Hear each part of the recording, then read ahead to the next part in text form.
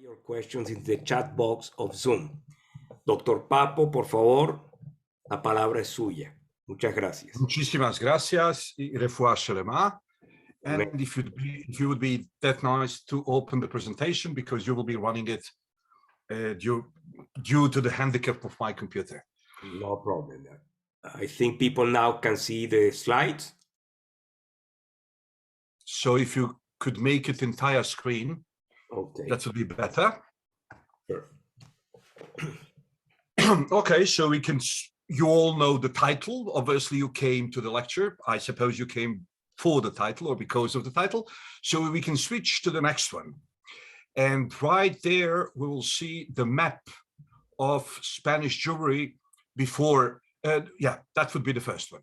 So here we can see the map of Spanish Jewry prior to expulsion. Throughout, not all the communities existed exactly at the moment of expulsion, but this is more or less the dispersion of the Jews in the Iberian Peninsula. And the thing that I would like to underline here is that even though some of the communities seem to be sea-related or on the coast of the sea, as soon as we start magnifying the slides, we will see that overwhelming majority of the Iberian Jewish communities were actually continental. So we can switch to the next one. And yeah, it's coming along. Okay. Yeah. So here you can see how some of those communities which on a big map seem to be near the sea. When you magnify the map, they are quite remote from the sea. So here you see León and Ribadavia, but Oviedo, yes, it is near the sea. We can switch to the next slide, and we will see the same picture. We'll see how Ribadavia is actually very remote from the sea. And now we can switch to the next one. And we can see Tudela and Tarazona and Estella, and all these are actually continental communities. None of them is on the seaside. None of them is on the coast. We can switch also to the next one. Yes, but some of them, like Palma de Mallorca, being an island community, obviously had to be on the sea, and Barcelona also. Tortosa is very near, and so on. So now when we switch to the next one,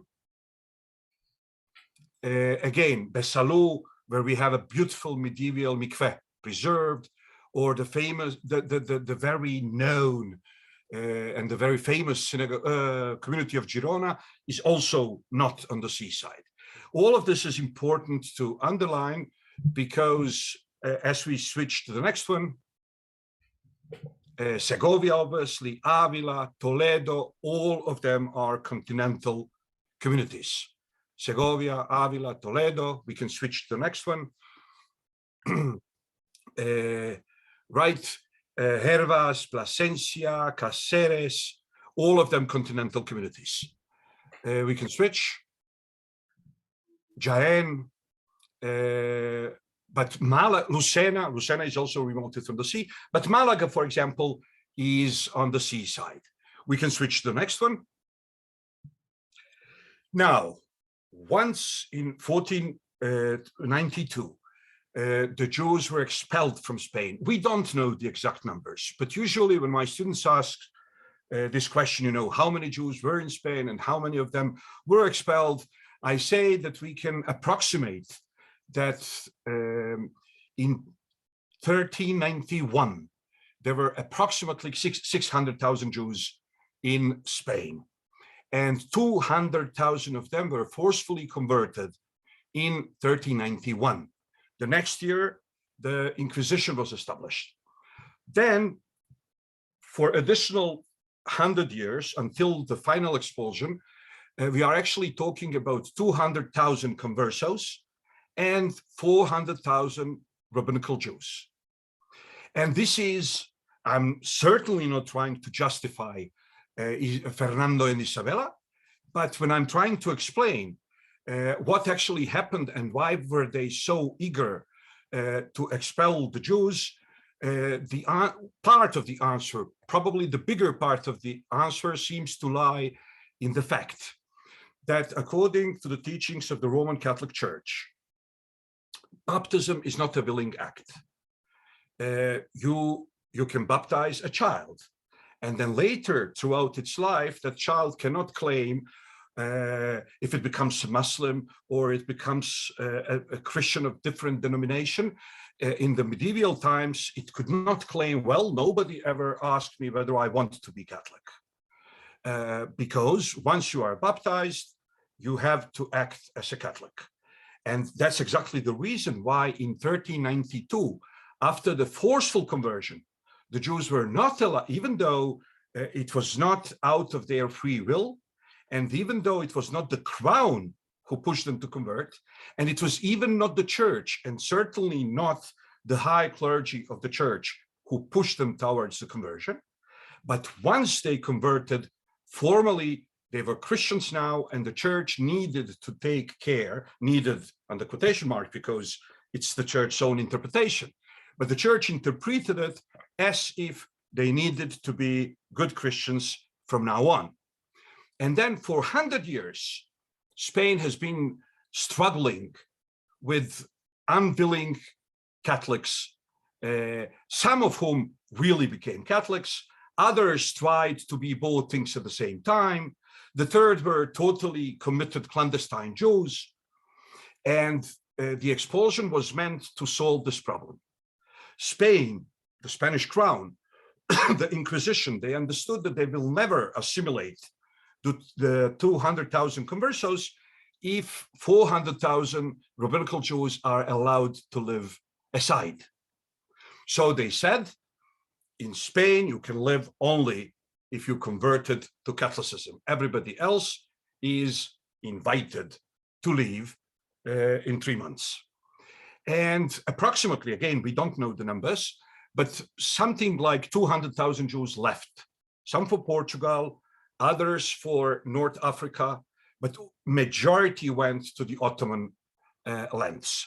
That basically means that additional 200,000 Jews converted to Roman Catholicism, but we consider them, I mean, Rabbinical Judaism for hundreds of years considered them also to be conversos or anusim, in other words, forceful converts, because it was not out of their free will. It's just that some people had elders to take care of, other people didn't have enough money to take off to the other side of the Mediterranean Sea, and so on. But what we see in this particular map is that virtual Sepharad which was established from 1492 throughout the 16th century, was basically a thalassocratia.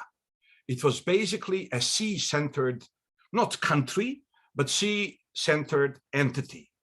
All those Jews, all those Sephardic Jews who established their communities around the Mediterranean Sea, they proceeded maintaining contacts, many a time, even more contact across the sea than with their own, not their own, but with the Jewish communities which existed in continental areas of the ports to which they came. All those, to use the language of Jewish metaphors, we can say that all those Sephardic Jews who established their families 3 days or more from the seaside, in 17th or 18th century, they were lost for the rest of the Sephardic world. Only those Sephardic Jews who established their communities 3 to 1 day from the sea or on the sea itself could actually afford maintaining the contact between different communities. So we can say that virtual Sepharad is basically kind of Venetia. Just like Venezia, it had, or Venice, it had the sea in the middle, and the Jews, Sephardic Jews, were crossing that sea all the time. Right now I'm concentrating mostly, I'm concentrating this lecture mostly on the Jewish communities around the Mediterranean Sea, but we can also speak about transatlantic nature of Sephardic Judaism, because virtual Sepharad was not only around the Mediterranean Sea, but also on the other side of the Atlantic Ocean, as the first Jewish communities in the Caribbean and in the United States of America and so on were also Sephardic communities. So now you can't expect to hear from an expert what you hear from, from good old timers in the synagogue. So many people tend to believe that Jews spoke Ladino before the expulsion. However, though, not only there is no evidence for that, but it also doesn't reflect anything we know about Jewish linguistic situation today. For example, if a Jew in New York tells his wife, or in Toronto, darling, would you like to make the kiddush in the sukkah or inside? It doesn't constitute for a different language. It's English. It's proper English. And if he is from New York, he will speak it with New York accent. And if he is from Alabama, he will tell the same sentence with an Alabama accent. So it's not Junglish. It's not Jewish English. It's not Jew English. It's proper English of his own time and place. And it just have 100, 200 Hebrew words, mostly related to the ritual, and maybe additional 50 to 100 Yiddish or Judeo-Arabic or Judeo-Spanish or Hakitia, depends on the community where he comes from, words which are related to Jewish culture. Everything else is English spoken by anybody else. So the Jews of Catalonia spoke Catalan. Probably they had, not probably, certainly they had a few hundred of Hebrew words that made their Catalan special. But it doesn't constitute a dialect, and it certainly doesn't constitute a different language. The same situation is in Castile. The Jews of Castile spoke Castilian. They had few hundred Hebrew words in their Castilian, but that's it. And then the Jews of Portugal spoke Portuguese. Now, if all the Jews from, let's say, Barcelona were to reestablish their community, let's say, in Istanbul, and if all the Jews of Malaga were to reestablish their community, let's say, in Salonika, then they could preserve the language that they came with. The problem is that in the 16th century, by the end of the 15th century, and in the beginning of the 16th century, you have few different communities of expulsees only in all major Ottoman ports. So you have had in Salonika before that a Romaniotti community, the community of the Jews of the Eastern Roman Empire. We call them Romaniotti. In some places, you had the previously existing Ashkenazi community. And it's not that now the Megorashim, the expulsees, are coming and they are establishing their own community. No, they're establishing few communities. In many Ottoman cities, at the beginning in the port cities, and later even in the continental cities, such like the city, for example, of Monastir, Bitola, in present-day northern Macedonia, they had two synagogues. One was called Aragon, and the other one was called Portugal. In Skopje, there was the same situation. Two synagogues, Aragon and Portugal. We have a beautiful responsa where when the Chazan of one of the communities in Skopje, he was a professional Chazan, which means his parnasa was made out of his Chazanut, and he writes to the rabbis of Salonika saying, I made an oath that I will never go to that other synagogue. But now my synagogue was burned.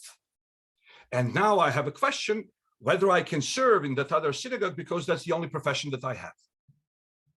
Then the rabbis of Salonika tell him, well, did you have in mind when you made your oath, did you have in mind that if your synagogue was to be burned, that you would still never serve as a chazan in that other community? Then he responds to them and he says, of course not. Then they say you are allowed. But we can see the tension from that responsa. People, Spain or Iberian Peninsula is quite huge piece of land. And while living in Spain, Jews had illusion that at least all the Jews of Spain are the same. Probably they knew that they are quite different than the Ashkenazi Jews. Many of them had contacts with the Middle East, and they knew they were different than the Middle Eastern Jews. But now, I mean, before the expulsion, if a Jew from Granada would go to Girona, he would discover the Jews of Girona are much different than he is. And if a Jew from Barcelona would go to Malaga, he would discover the Jews of Malaga are different than his own community. But now these communities were forced to live side by side. And during the first decades, not only they didn't speak the same language, the Portuguese Jews proceeded speaking Portuguese. The Catalan Jews proceeded speaking Catalan. The Castilian Jews proceeded speaking Castilian. The Valencian Jews proceeded speaking Valencian, which is similar to Catalan, whatever. So all of them spoke different languages. They have different liturgies, and they have different halachot. So they wouldn't eat from the shechita of the other community. They had their reservations concerning the ketubot of the other community, and so on. So the 16th century, the entire 16th century, is the century of unification. Now, the rabbinical leadership didn't really consider the non-Jewish language or the non-Jewish languages spoken by the Jews to be the cornerstone of the identity. So what they were looking for to establish at first was the halachical unity. And I will go through this very briefly, but it's important for us to understand. They tried to reestablish the semicha, it didn't work. Rabbi Yosef Karo, the Maran, tried to give footnotes to Maimonides' Mishneh Torah, because the claim was that it was not accepted because it didn't have footnotes. Maimonides didn't disclose where he was taking his things from.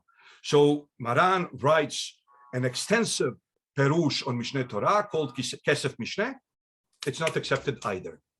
And then he discovers the recipe. The recipe is to establish the Bet Din of 3 already dead authorities, because the rabbinical elite was psychologically incapable of accepting new Sanhedrin, but it could accept Bet Din of 3 dead authorities. So he took Rif, which represents the North African tradition.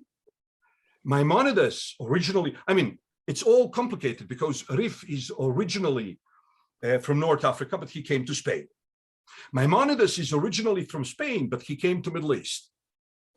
And he also took Arba'a Turim, which represent the Rosh, which represents the tradition of Christian Spain. And he said, I will run every single halacha by those 3, and I will go by the majority. And this is what established the unity, halakhical unity, between the Toshavim, original Jews of Morocco, who followed Rif and Rambam, the Jews of Middle East who followed Rambam, and the Jews of Spain who followed Rosh. And then the Ashkenazim said, I mean, one of their leaders, Rabbi Moshe Serles, said, oh, this is such a beautiful opportunity. Let me write my own comments on this book, and then even the Ashkenazim can accept it. And then that's how Shulchan Aruch was established. The second corner of reunification, or the second cornerstone, or the second column of reunification is liturgy. And this was not a plan. It happened that so big was the charisma of the people of Safed that entire Sephardic world accepted the liturgy of Safed, abolishing all previous nusachim. So this is the way how the 2 of 3 cornerstones or 3 columns were established. and then the linguistic unification happened by its own. How? The same way that, during the same year when the Jews were expelled from Spain, Spain discovered America. And the language that was established in the Spanish colonies in America was Castilian. It wasn't Catalan, it wasn't Valencian, it was Castilian.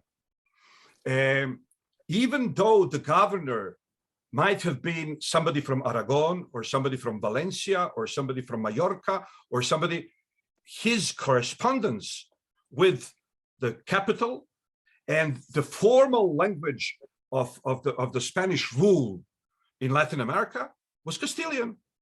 And something similar happened amongst the Jews in the North Africa and Ottoman Empire. Throughout the 16th century, all different communities forsake their original Iberian language and adopted the Castilian.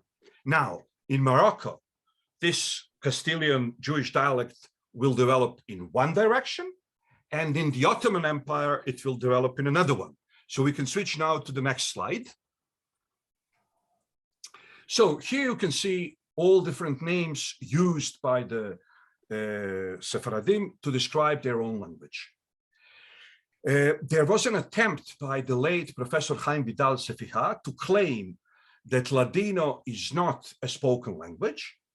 Rather, the name Ladino refers only to the technical language of translation, in which the grammar and the syntax are subjugated to Hebrew. I will just give you one example. For example, we say in the Haggadah Shel Pesach, we say Al Achma Anya Diachalu Avatana Be'ara de Mitzrayim.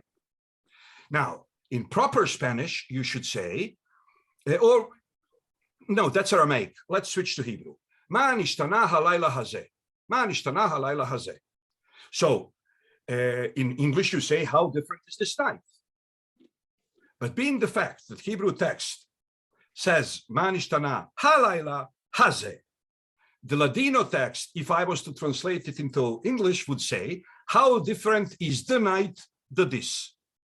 Cuánto fue de mudada la noche la esta. Now, in Spanish, there is no such a thing as la noche la esta, esta noche. Esta noche is already this night. But no, there is calc language or technical language of translation. I will just give you one or two more examples. For example, it's extremely important for the Jewish rabbinical interpretation of the Hebrew Bible to understand that Nahash is male and not female, because there are all kinds of sexual connotations in what he is doing with Hava, our mother. And then the Ladino translator doesn't say La culebra said to Hava. No, he says El culebro says to Hava.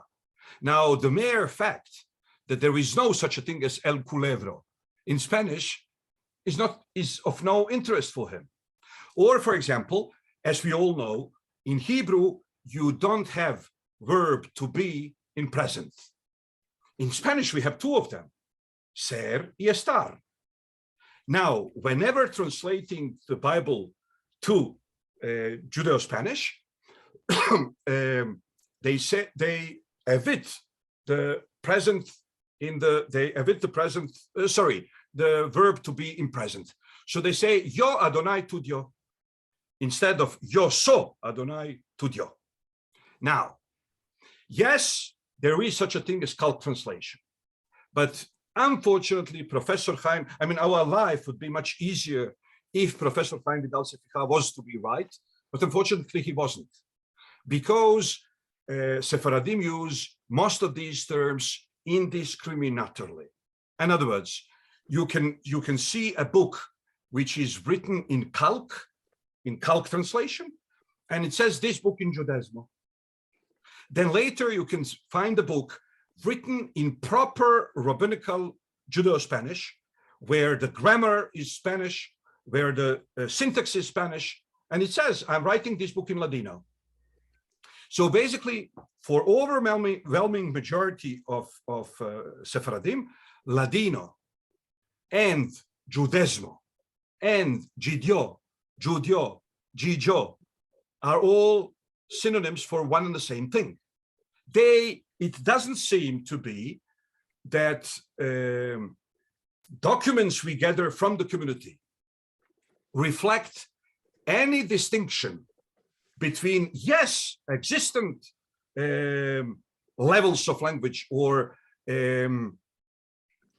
existent, how would you call it? Levels of language. They do exist, but they don't use different names for them. Okay, now Judaismo would be named typical for Salonika.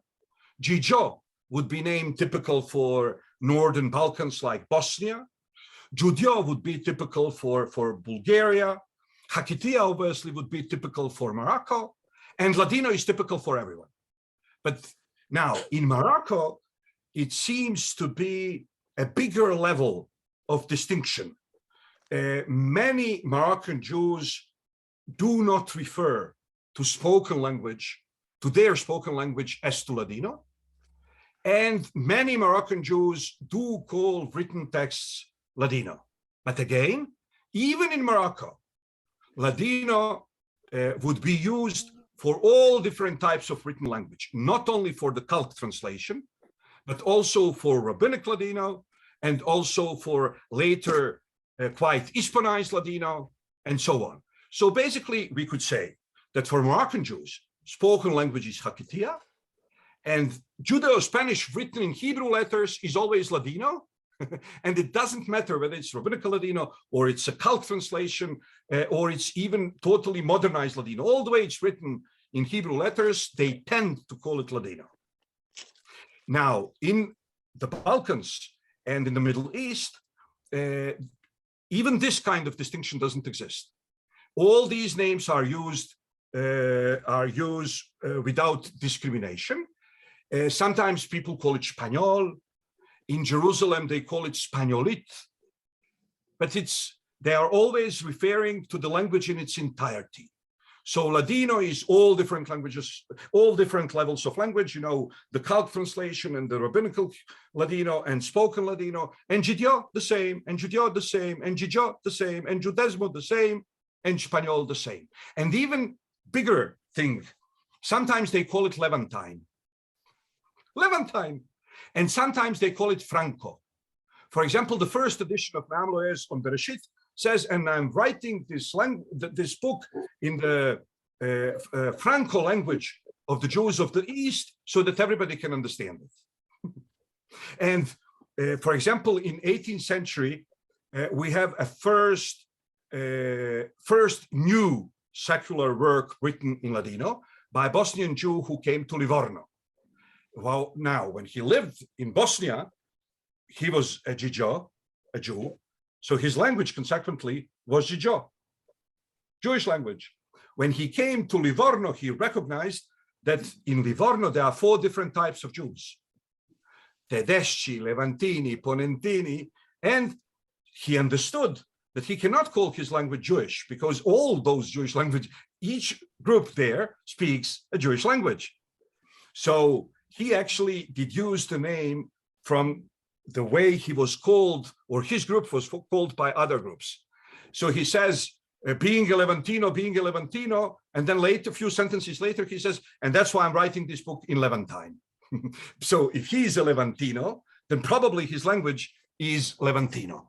So to make a long story short, no scientific definition amongst the speakers. The speakers use different names indiscriminately, and the only distinction that exists actually amongst the Jews of Morocco, who tend to call written Judeo-Spanish, if it's written in Hebrew letters, they tend, usually, not always, but usually they tend to call it Ladino, and if it's spoken, they usually call it Hakitia. We can switch to the next one. Now, here we see first of all, Ladino, the different Iberian languages the Jews spoke before the expulsion were always written in Hebrew script. the Jews didn't know Latin script, most of the Jews. And even if some of them knew, because they were highly educated, they could use it to write to Christians, but they could not write to other Jews who were less educated than them in Western sciences, let me call it that way. So the Ladino, after the expulsion, sometimes from the end of the first works printed in Ottoman Empire, many a time Ladino is printed in Hebrew square script with dots, with nikud. So the translation of Shulchan Aruch is written that way. Or the major ethical work, Chovot HaLevavot, Obligaciones de los Corazones, is also written in square Hebrew letters with dots. So this is 16th century. From 17th century on, Ladino is written almost exclusively in the script, which we call Rashi, but actually Rashi never saw it, didn't know how to read it, and certainly didn't invent it. So we can switch to the next slide. Basically, we should call this script traditional Sephardic script, because that's exactly what it is. It's traditional Sephardic script. It was invented in Babylonia because of the Talmudic dictum that anything written in holy Hebrew script needs genizah. This was never a problem all the way Jews were analphabets, because they would write, as in any analphabetic society, they would write only the sacred texts in the sacred language, and that obviously that kind of text needs genizah. Now, after the establishment of Islam, urbanization of the Babylonian Jews, and so on, the Jews are becoming highly urban population and also highly alphabetized. And now all of a sudden, they are writing what they want to buy in supermarket, and they are writing what they will tell the judge. And according to the halakha, all these things, only by the mere fact of being written in Hebrew script, need genizah. So they invented something that we can call today a secular script. Script which prevents the need to put things into genizah if the content is not also sacred. Why? Because the script is not sacred anymore. We changed the letters. So we can switch to the next one. Most of the time, so you can see here how in printed traditional Sephardic script, we would write Buenos dias, con salud y vidas, right? Buenos dias, con salud y vidas. However, though, due to the overwhelming influence of Arabic/Islamic aesthetics on Sephardic Jews, no Sephardi, no full-blooded Sephardi would bother to write every single letter separately, right? So we can switch to the next one. And here we call it solitreo, the cursive traditional Sephardic script, in which all the letters, or most of the letters, are connected. And this is heavily influenced by Arabic calligraphy. We call it solitreo. The origin of the word is not extremely clear, but it seems to be sotoletra. What does that mean, sotoletra? If this is the line in which you are supposed to write, right? So the Rashi would be, most of the letters in traditional print script would be right from above to below the entire line, while the solitreo is written from the half of the line below. So it's sotoletra. In Morocco, they call it hatzi kulmus. Why? Because if you know what's kulmus, right? The pen that people use to write. So if you use the kulmus to write the Torah, the letters need to be bold. So you use the entire kulmus. And if you want to write cursive, then you use only half the kulmus. I believe I can show you that. Yes, I can. So here you can see, right? This is the entire kulmus. You see the right? And if I was to remove the half of the spitz, it would be Hatzikulmus. So one is used to write the Torah script, where the letters are supposed to be bold, and the other is used to write the cursive. Now we can switch. So here you can see how the Ashkenazi cursive looks like, and this is the cursive used in Israel. And you can see how the Sephardic cursive looks like, the one called in Morocco Hatzikulmus, and in the Ottoman Empire, Solitreo. Here I need to say two things. One thing is that when they decided about, when the future Academy of Hebrew Language, which originally was called the Va'ad L'Safah Ha'Ivrit, the Committee for Hebrew Language, here they needed to decide how the people will speak and how the people will write. So they decided to make unity between different Hebrew ethno-confessional groups, Jewish ethno-confessional groups. So the decision was, everybody will speak like Ladino-speaking Sephardim, and everybody will write like Ashkenazim. So the modern Hebrew pronunciation reflects almost totally. I mean, let me put it this way. First of all, it's obviously not Ashkenazi. In modern Hebrew, you don't say Shabbos, and you don't say Shulam, and you don't say Sukkot, and you don't say, and so on. There are certain discrepancies from Sephardic pronunciation. The main one, Israeli mispronunciation of Shevana, for those of you who know some Hebrew. Unfortunately, Israelis are incapable of following the rules of Sheva. So the teachers in the elementary school, they tell you the following sentence. I will translate myself, but first I need to tell you in Hebrew. They say like this: Shva berosh milah, shva na, which means shva at the beginning of the word is always shva na. Well, may your ears hear what your mouth is saying. Shva berosh milah. Shva at the beginning of the word is shevana, is pronounced shva. So pronounce it. Pronounce it in the very word shva. You should say sheva berosh milah, sheva na.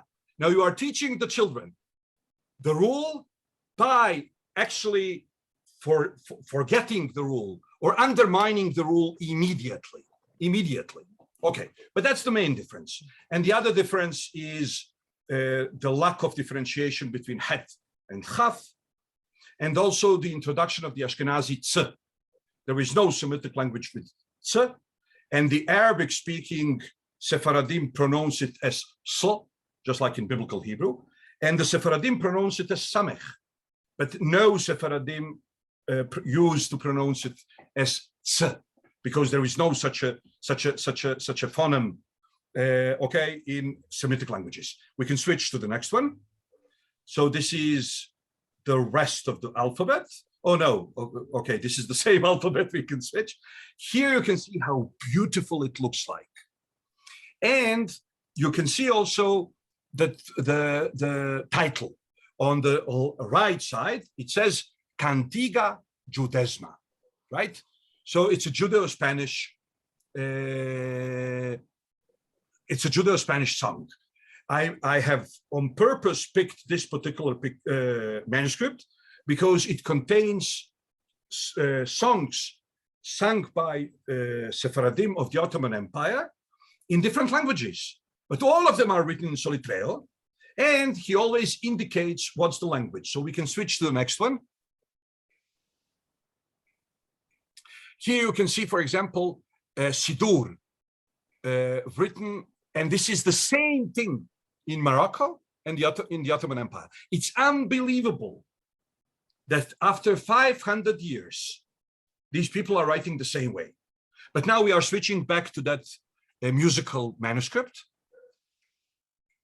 So here you can see Cantiga Serpeska, a Serbian song, but it's written in Solitreo because that's the only script the Jews used. Or you can see the next one, Cantiga Trukeska, not Turkeska, but Trukeska. Cantiga Trukeska is a Turkish song. And here you have the entire text of that song in Turkish, and it's written. Now, the Jews of Morocco would use the same script to write Judeo-Spanish, Judeo-Arabic, and Arabic. Okay, we can switch to the next one. It's mission impossible. It's mission impossible to, we can switch to the next one in Latin letters. It will be easier for most of the people. But I will now just, a very, very, very, very, very basic introduction to phonology of Judeo-Spanish.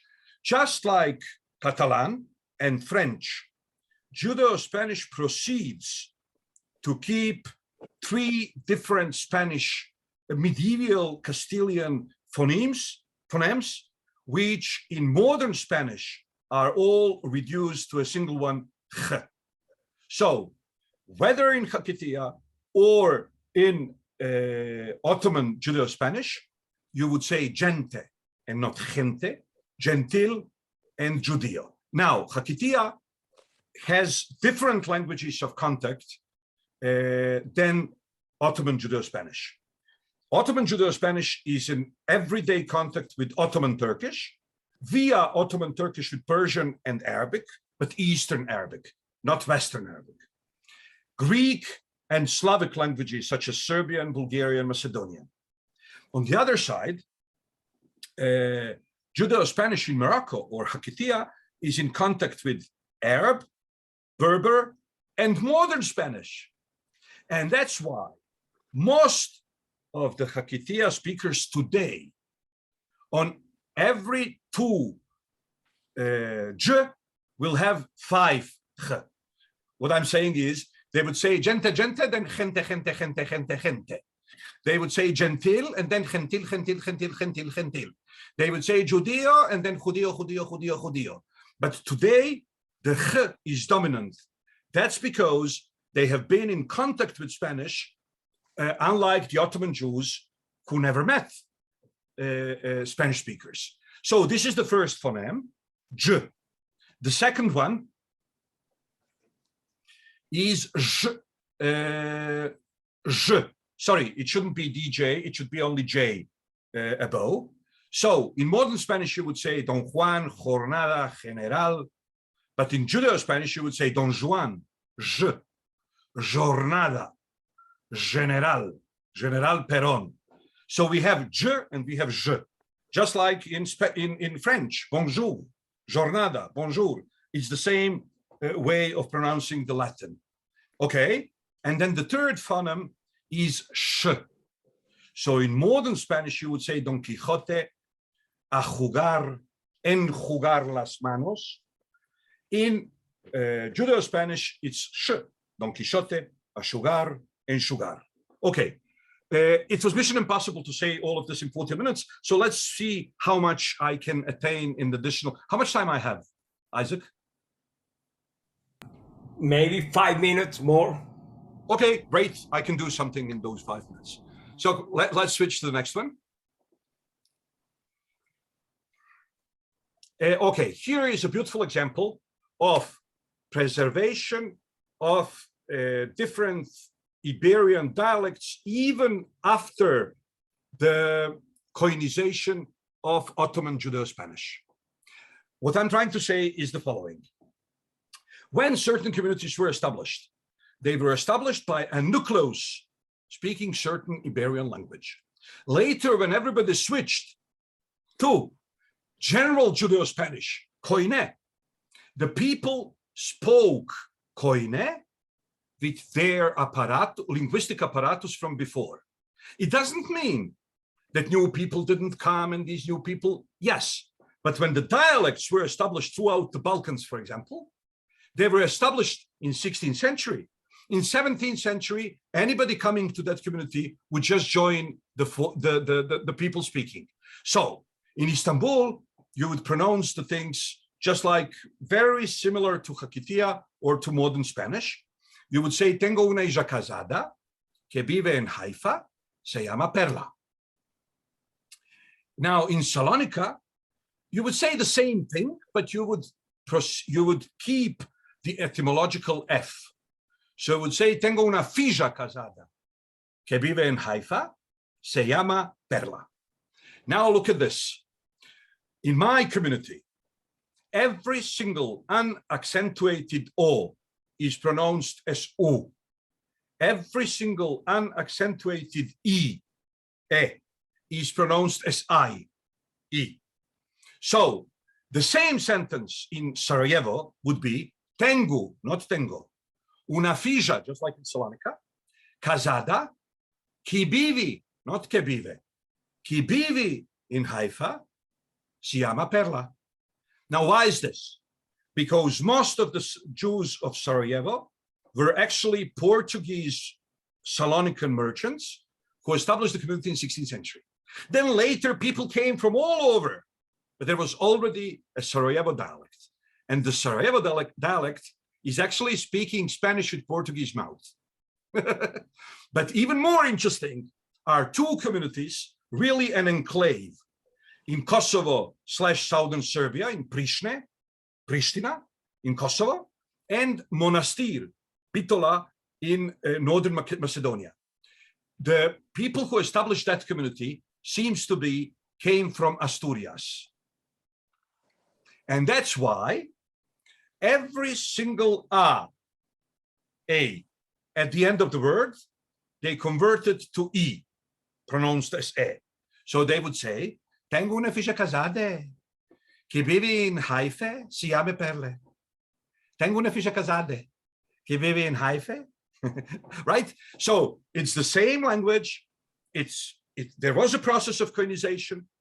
And then everybody proceeded speaking Spanish as if it was his original language. That's Jewish democracy, Jewish linguistic democracy.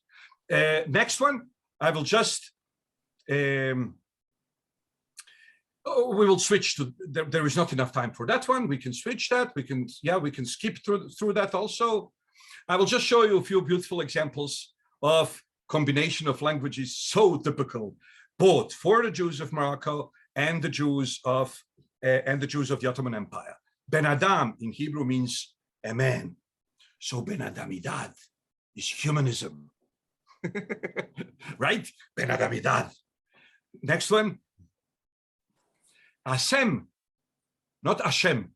Just like Moroccan Jews, the Sephardic Jews of the Ottoman Empire, until late 19th century, they pronounced Shin as S.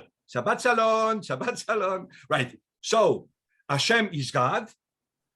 Li is Turkish suffix for adjectives. So Asemaili is divine. Beautiful, as in beautiful, but you don't say divine, divino, because it sounds too Catholic. Asemaili sounds Jewish. We can switch to the next one.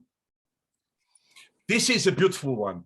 This is when you think Ladino and speak Hebrew. So in Judeo-Spanish, we have a Hebrew word which doesn't even exist in Hebrew. For a person who is a hypocrite, we say, déjalo estar, eres un seteleso. So what's seteleso?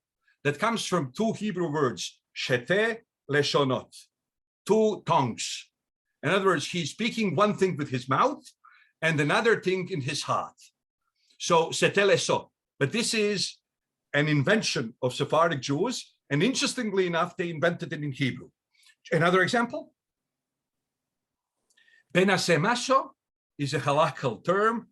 There is, when the sun goes down, and then 18 minutes later in the Middle East, the light of the sun goes down. Because even after the body of the sun goes down, you still can see, there is still light. So in Hebrew, it's called Ben Hashemashot, two words, between the suns, being the fact that our people pronounce Shin as Sin, and being the fact that also they swallow the final letters, it's called Ben Hashemaso. And Ben Hashemaso is Ben Hashemashot, that's Twilight Zone, right? I believe there is one more example, and then we can stop. But this one I really like a lot. This reflects the way the women spoke Hebrew strata of Judeo-Spanish. The males, they had some formal Jewish education. So if the Hebrew term is one word, they pronounce it as one word.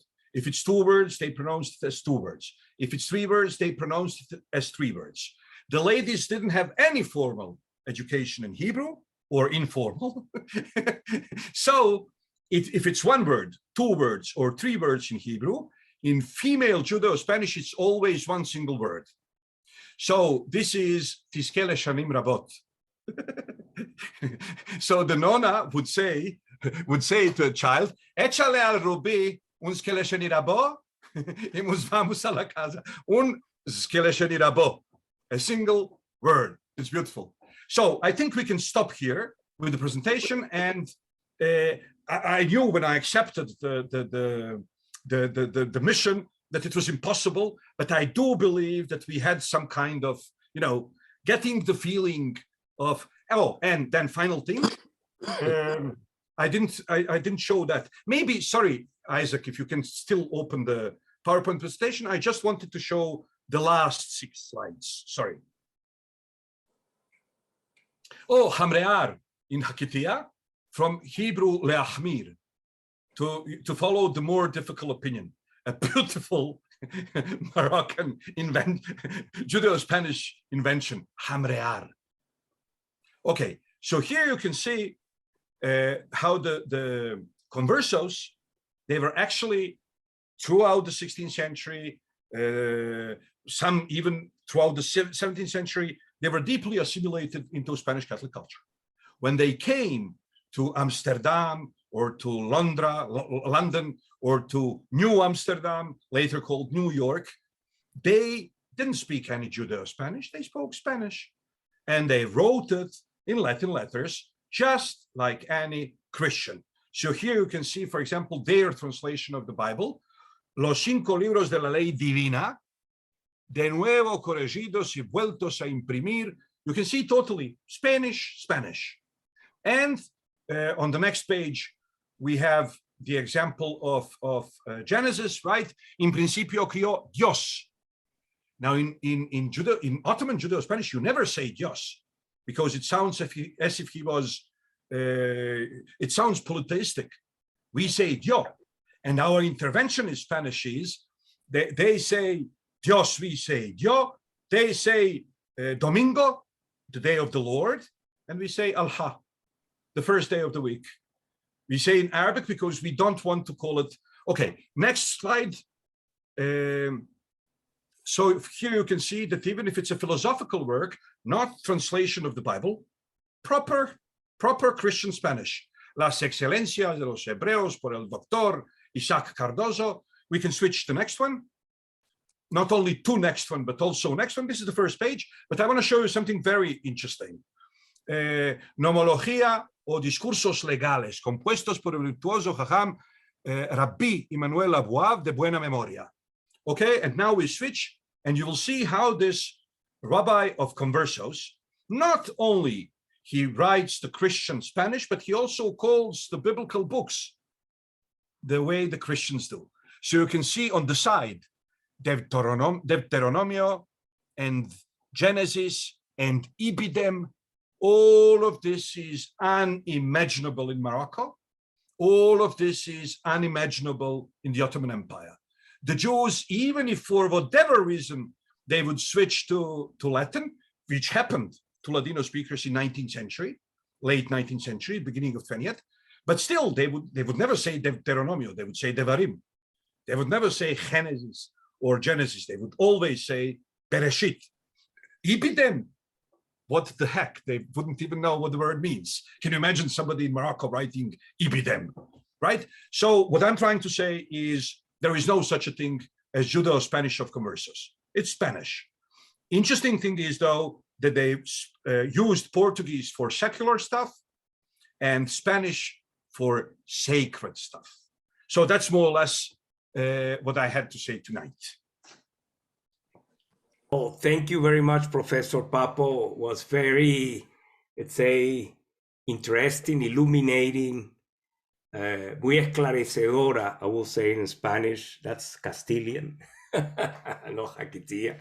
But it was a very interesting, and I think even for me, as I said, I'm familiar with the Hakitia and with Ladino, but I certainly learned a lot today because, there is an entire war in your presentation. It's about religion, it's about customs, it's about culture, it's about geopolitics.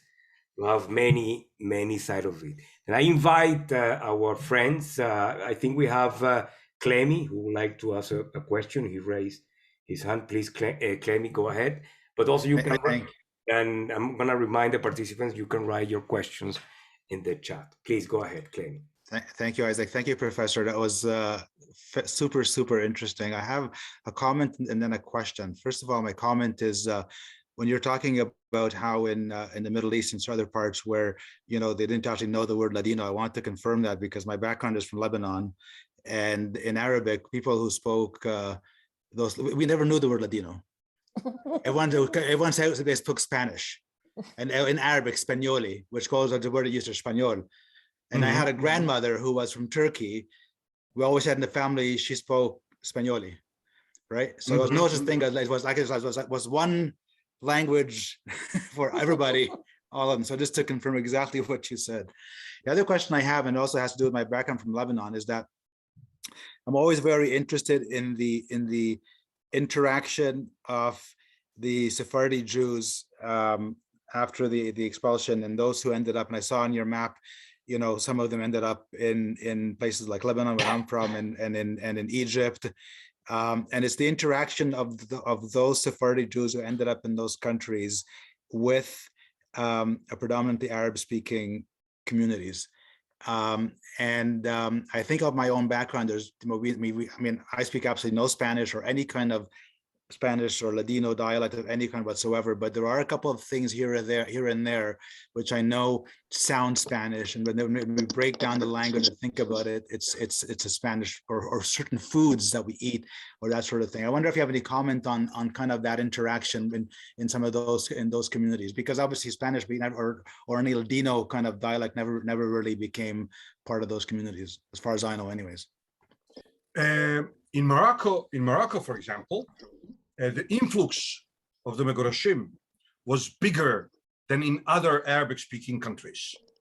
So you can say there is an obvious demarcation zone. There is what we can call North Morocco, Middle Morocco, and Southern Morocco. Now, it doesn't mean that Sephardic Jews, that the Megorashim didn't get to the Southern Morocco. They did. Even in Marrakesh, for example, you have a synagogue called Al-Azma, which basically means Gerush, expulsion. And that synagogue was established immediately a few years after the expulsion. Today, however, the Jews of Marrakesh, the original Jews of Marrakesh, most of whom live in Israel or in France or in Canada, but most of them in Israel, they do know, these are Megorashim and these are Toshavim, but not because of the language. The language was lost already in 17th, 18th century. However, though, they preserve certain Castilian Jewish customs, which the original Jews of Marrakesh didn't follow. But we are speaking about Morocco, which also means that when people would quarrel, then Megorashim would switch to the other community and Toshavim would join the Megorashim, and that's so typical. For example, the Megorashim would add to their ketubah, he promises not to add additional wife to this wife unless without her consent, according to the custom of the Jews of Castilla. Sure. Do you think and the Jews and the original Jews the Toshavim, they didn't have such things in their ketubah.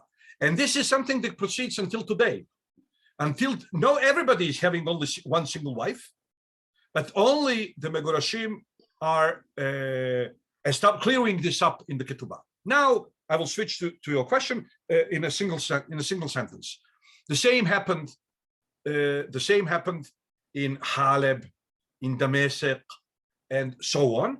The Jews who came could not. The Jewish community was tiny, and then Sephardic community within the Jewish community was too tiny in order to insist on linguistic difference. Now, then you can ask me why in the North Africa it's different, because there was a huge influx So they swallowed the locals.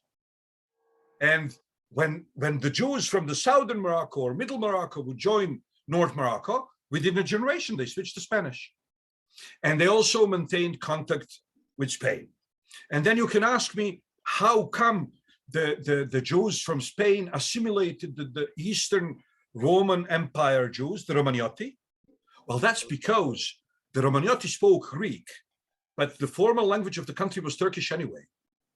So the Sephardim didn't have to bother to learn Turkish for trade and to learn Greek to communicate with, unlike the Judeo-Arabic/Arabic, because if you live in Damascus, anyways, you need to speak Arabic.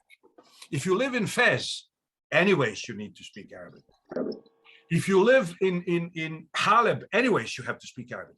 So the Sephardim learned Arabic, and once they knew Arabic, Judeo-Arabic was easy, and it was too expensive.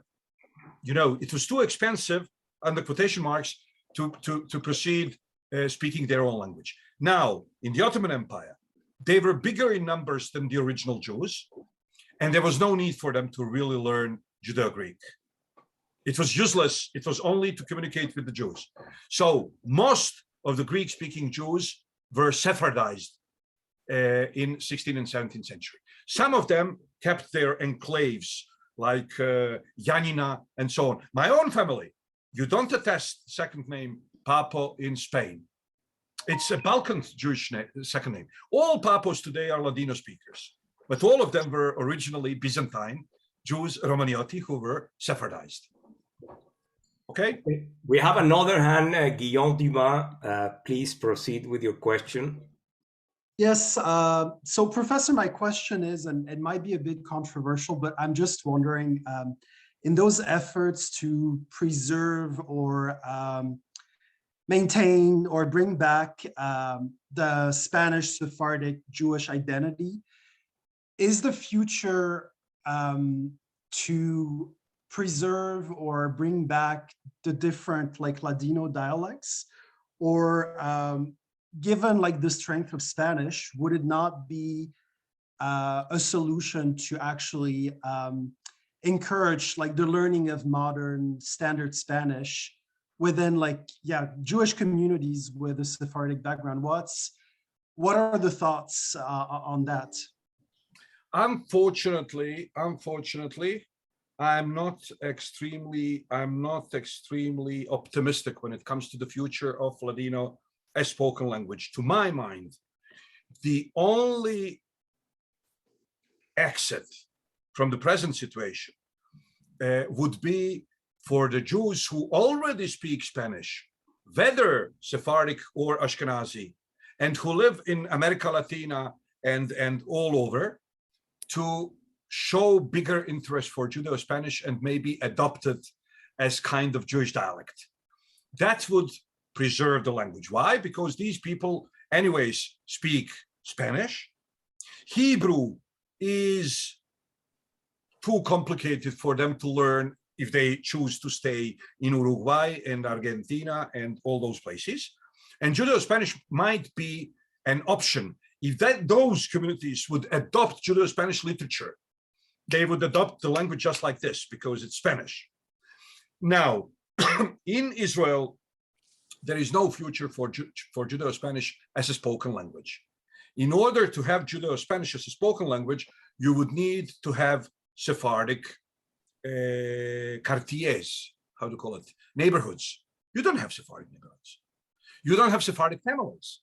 Everybody is intermarried, under quotation marks. If somebody is Oleh Hadash, like myself, I came from Bosnia, right?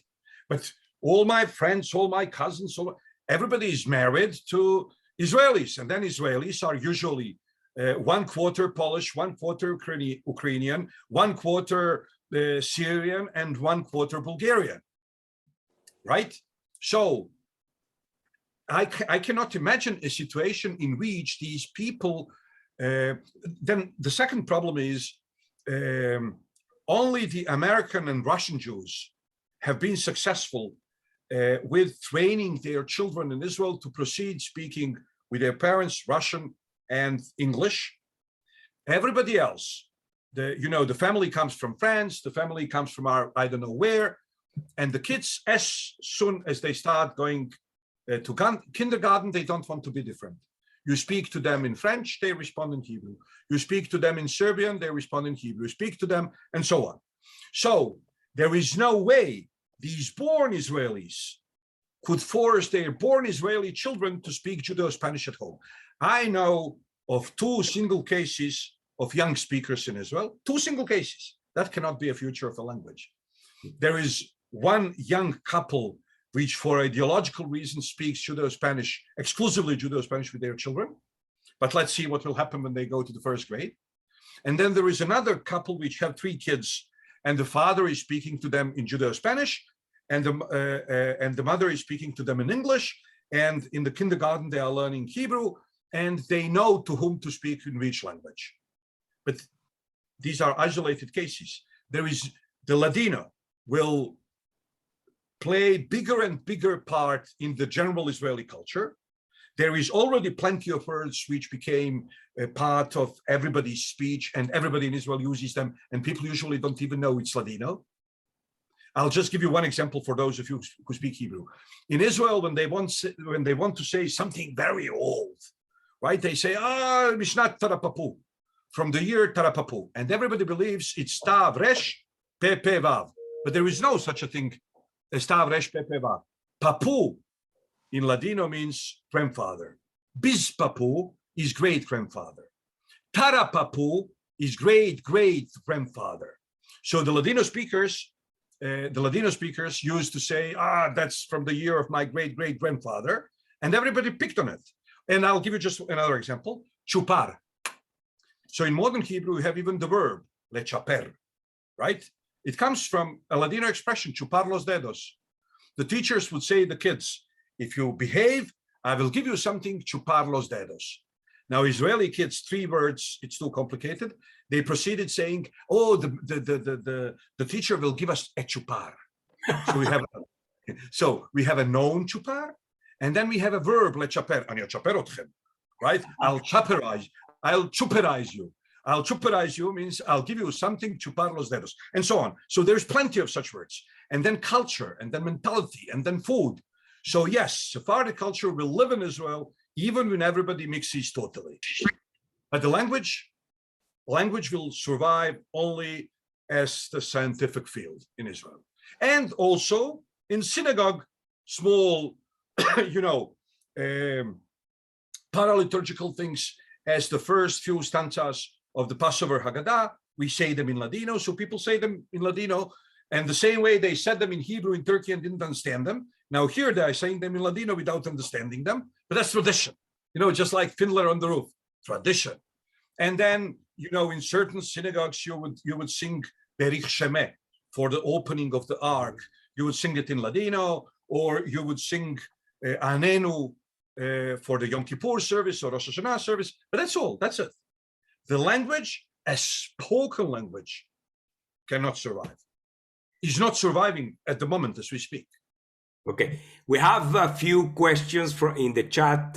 One is from Miel Moscona.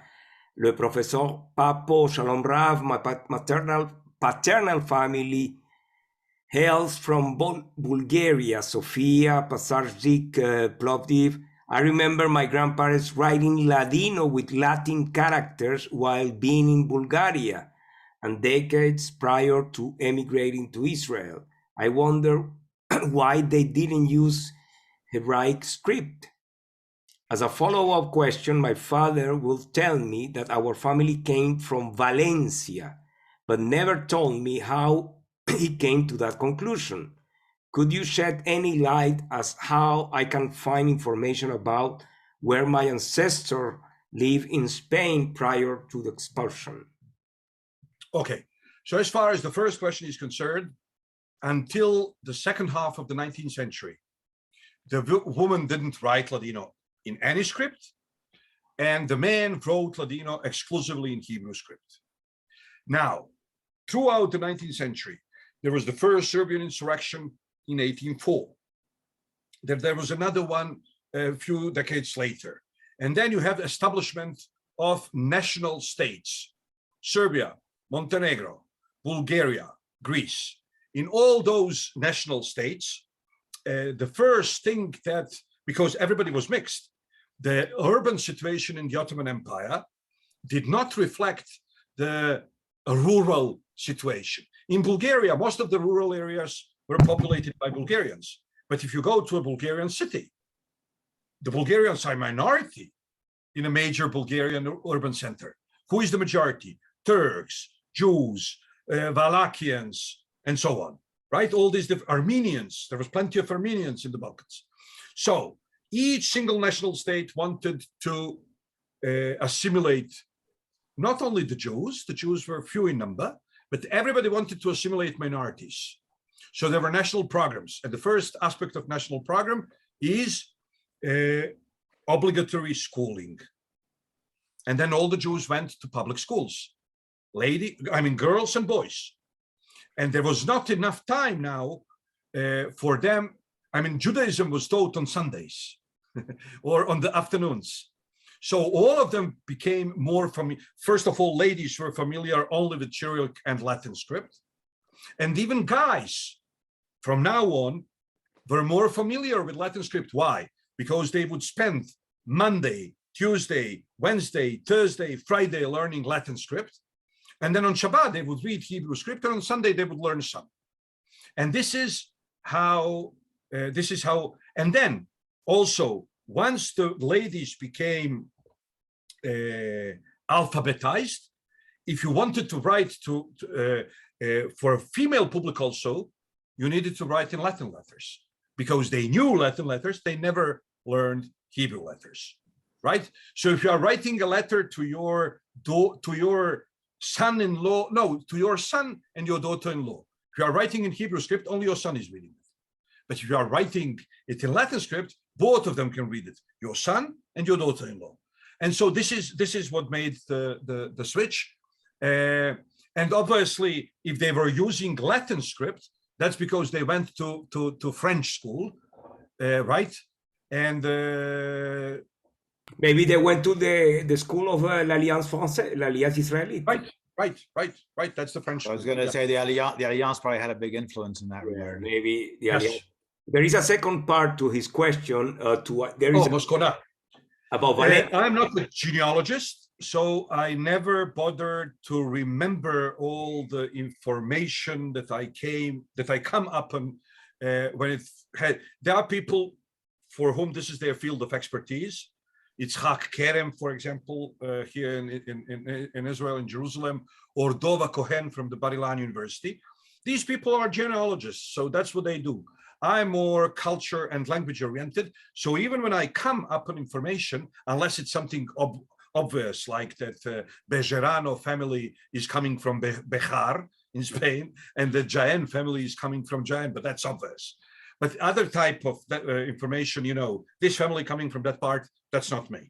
But I can give you two names, Yitzhak Kerem and Dov HaKohen. Thank you. Okay, someone here, Alfredo Lascut, saying, gracias mil por esta hermosa historia, mucho sabemos aprendido. Oklemi also asked, can you make your slides available? The video will be available, but I don't know if Professor Papo. I've sent you the slides. I have them. Okay. You can share them. Okay, good. And then Rebecca Serfati, who now is living in Toronto, Canada, she says here, I grew up in a Ladino-speaking grandparents' house. But that's the thing. Also, as I said, I remember listening to Hakitia, but now it's just a few words. Then I think we won't have any more Ladino-speaking homes. No, we don't. We don't have. But I do have a question. We just have a few minutes before we end the meeting. Is okay, those Jews who, spoke these several forms of Judeo-Español besides the Jews of Morocco, because they were very close to Spain, and we know that everything changed when the Spaniards troops entered Morocco in the middle of the 19th century, that they kind of created this connection with modern Spain. But for those Jews in the Balkans, in the Ottoman Empire, in Turkey, in Greece, were they in any way, I would say, linked to Spain? Not really, not because they were doing commerce or whatever, but they had some kind of imaginary connection with Spain, or ideas of Spain, or not really. Okay. Not really. Not really. Not really. I'll answer immediately. I'll give you just two anecdotes. One anecdote is from Sarajevo, the beginning of 20th century. The Spanish consul is coming to the Kingdom of Yugoslavia, to Bosnia, to Sarajevo for the first time. And the Catholic priest is there to bless the building. Mm-hmm. And so they are leaving the consulate, and the Spanish consul and the priest and the Spanish consul's wife are speaking Spanish. And two Jewish ladies are passing by, and they look at them, and then one gives a kovdo to the other one and says, "Mira Blanca, papa's Gidio." Look at that, the Jewish priest, right? And then when the movie Imperio Argentina came to Sarajevo, it was the first movie with voice. Uh-huh. Prior to that, all the movies were silent movies. And then entire Jewish community went to see the Jewish movie. And then there were no still subtitles. So the people, the two local actors would stand up, and he would read all male roles and she would read all female roles. And they were translating the movie to Serbo-Croatian. And the ladies, the Jewish old ladies, were screaming at them, saying, "Shut up, we can't hear the movie." Right? Because they understood Argentinian Spanish better than Serbo-Croatian. Now, of course, intellectuals. And now I will tell you another story from 17th century Salonika.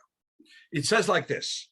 A Spanish marinero gets off the boat and he's going through Salonika. And Salonika, we say in Ladino, Salonika is so Jewish a city that even its Muslims are Jewish, because there was a huge Sabbatian community. So mm-hmm. Outwardly, they were like a watermelon. Outwardly, they were green, but on the inside, they were red. So in Salonika, 60, 70, 80%, depending on the era of the people were Jewish. So this Spanish marinero is going to a certain part of the city, and he hears a beautiful romanza in Spanish. So he looks over, right? He sees this beautiful woman. So he throws something at her. She throws something at him. They invite him for dinner. And then tomorrow morning, the father goes to the rabbi and he says, "Yesterday, I had a beautiful young man at Shabbat dinner. Diamante a flamante." But anything that has to do with the law, in other words, with Torah, Hamor de Tevaria. In other words, a donkey from Tveria, a donkey from Tiberias. So the father says, "I gave him to say Kiddush. He didn't know what I was talking about. Birkat Hamazon, he didn't know what." So the father says, "Well, maybe he was Christian." And he said, "Oh, no, he spoke Jewish with us." So the rabbi explains to father that there is plenty of non-Jews speaking Spanish. Okay, so the father goes home and he says, no engagement, no nothing, the guy is a goy. So a few months later, Ashkenazi family comes to Salonika. Now this girl already has, kind of bad reputation. She frequented a goy because she saw him 2 times. Okay, 17th century. Wow. So now they are ready to let her marry with an Ashkenazi, because they are doubting how many Sephardim would marry her. So they make an arrangement immediately. As this Ashkenazi family came, they send the casamentera, and the casamentera says, "Oh, you have a beautiful boy, I have a beautiful girl," whatever. There is a wedding. And on the wedding, everybody's happy, everybody's dancing, everybody's smiling, everybody's singing. But the grandmother of the bride has Kara de Tisha B'Av, right? She's like this. So her son comes to her and he says, your firstborn granddaughter is getting married. Why aren't you dancing? And the grandma says, vou morir, no vou entender. Aquel gidiano la quisetes dar, y este alemán sí. Well, can you I will translate? die and I will never understand. You didn't want to give her to that nice Jewish boy, and now you are ready to give her to this German? Okay, so Yeah, I mean, for them, really, Spanish was, anything Spanish was Jew. anything Spanish was Jewish and anything Jewish was Spanish.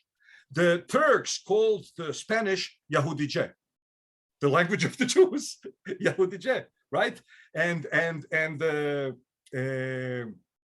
the Spanish ambassador comes to the high port and so on, they bring a Jew to translate him, right? Because he's speaking Yahudije and so on. So yes, intellectuals in 16th century, 17th century, 18th, I'm not sure. And then intellectuals again in the late 19th century and 20th century obviously knew. But the general population, for them, Spain was something even more mythological than Jerusalem. And here I have to tell you something. I like that story.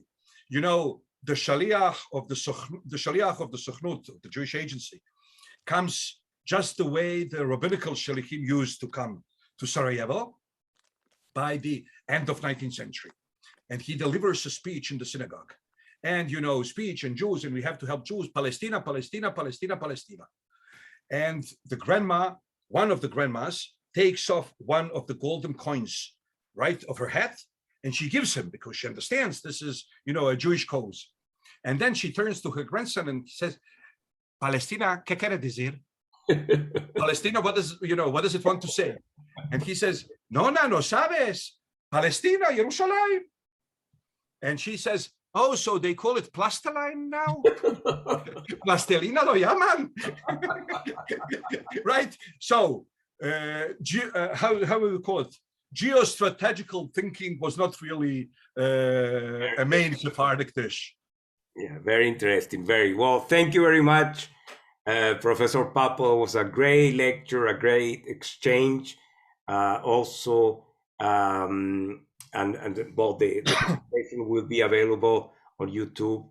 And if someone would like to receive the slides, you can send me always an email here at the University of Ottawa, and it will be my pleasure to share the slides with you. Again, thank you very much for. Thank you. It was amazing. It was incredible. I just want to say, Professor. It's quite late in Israel right now.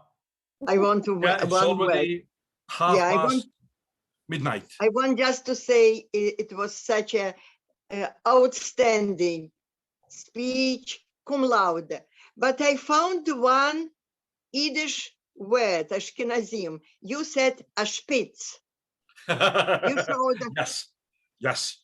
We use that word. We use that word also in Bosnian Judeo-Spanish.